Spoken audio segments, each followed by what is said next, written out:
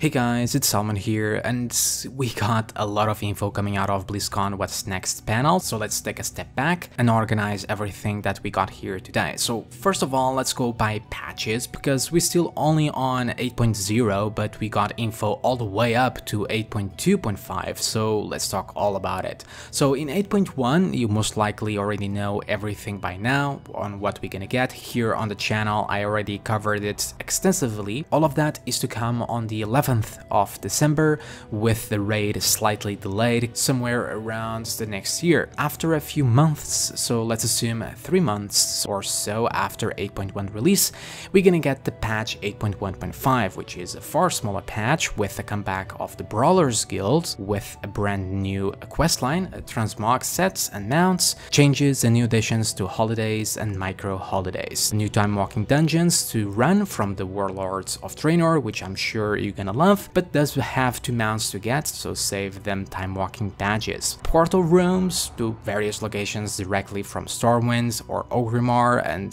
very importantly, profession changes. Yes, questlines will be back for each profession type, not much else information is done about them, but let's hope they will do something for professions. A graphical rework to Arsong Gulch and Arathi Basin, which I also was really quite surprised to hear, but does indeed look great. A new raid will also come, or rather a mini raid called the Crucible of Storms, setting the events of patch 8.2, and with it there will be a new questline and Naga invasions across the continents, much like the Horde and Alliance Assault. But more importantly, above all, allied races, Zandalari and Kultirans are finally gonna join our ranks in 8.1.5, and I go more in depth about this in my other recent video about allied races, so do check it out. But 2 things about it that I will leave here is to remember to get Zandalari Empire and Proudmoore Admiralty to Exalted to unlock the questline, and Zandalari can indeed be paladins.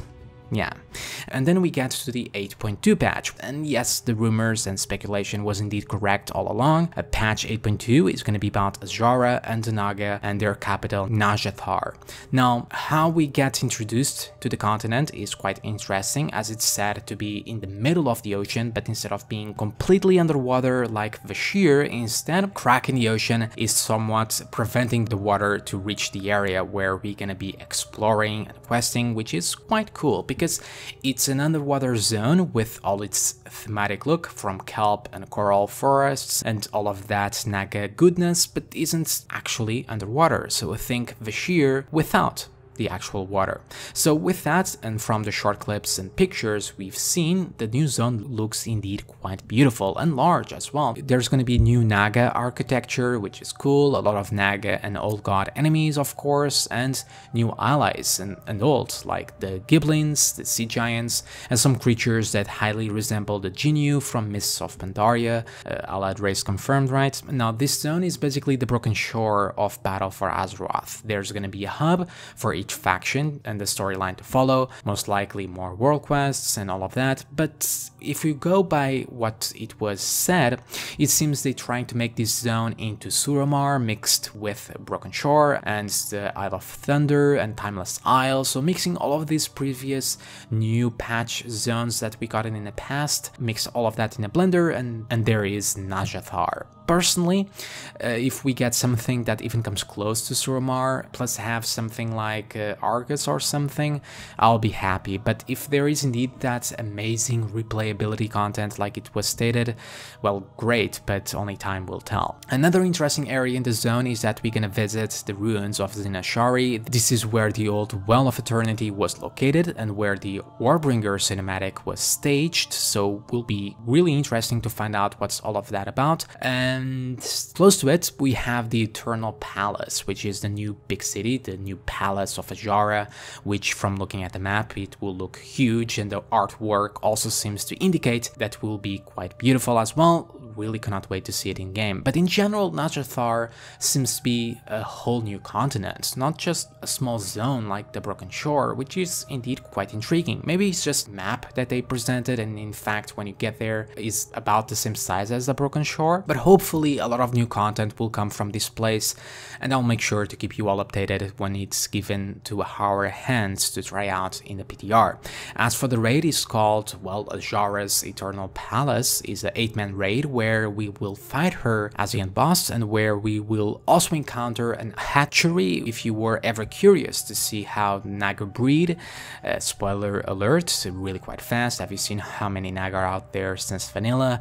Yeah, and there was hints of an underwater boss, which I really wanted to happen, just because I like to watch the world burn like that. Now, Nazjatar looks great and massive, and I really hope it's filled with great stories and content, and since it's such an iconic place for years now. But what's even more interesting is that patch 8.2 is not only bringing this huge new area, but too, yeah, the island of Mechagon is yet another new area in 8.2, most likely far smaller than Nazjatar, but heavily based around gnome and goblin tech. Very steampunkish in nature, lots of robots, seems to have its own unique lore and story about robotics and this Mecha King. It's really quite amazing to see such a huge twist coming over from Zandalari and Kultiras, or even Nazjatar, to something like Mechagon, which seems to be far more light-hearted than the rest. And of course we get the rumored mecha gnomes or junker gnomes, basically robotic gnomes, Deus Ex gnomes if you will. This seems to be an allied race for both Horde and Alliance, which is interesting, or maybe just Alliance and the Horde will get some other like mecha goblins.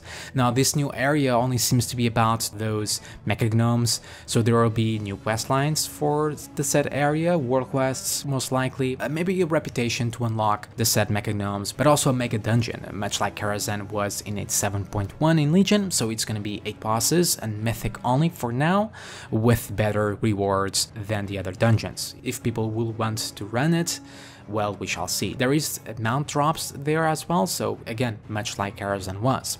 Considering the theme around Mechagon, this will be a really fun dungeon to do, and we need some fun and silly, goofy stuff in the middle of all this war and chaos that is going on in the rest of the game. As for the war campaign, it does indeed continue. The way we find Nazjatar seems to be straight out of the Okmak book, as it's told of a great naval battle in the oceans, so it seems that's how we're gonna come across Nazjatar. A Horde and Alliance will be in some sort of naval fight, then they come across the area, and boom, we're dealing with Naga now. But on this screenshot, we see Sylvanas wielding a Naifu, which, spoiler alert, and I will let you mute, is actually an old god that will release in a future questline, and Sylvanas is using it. Intriguing indeed.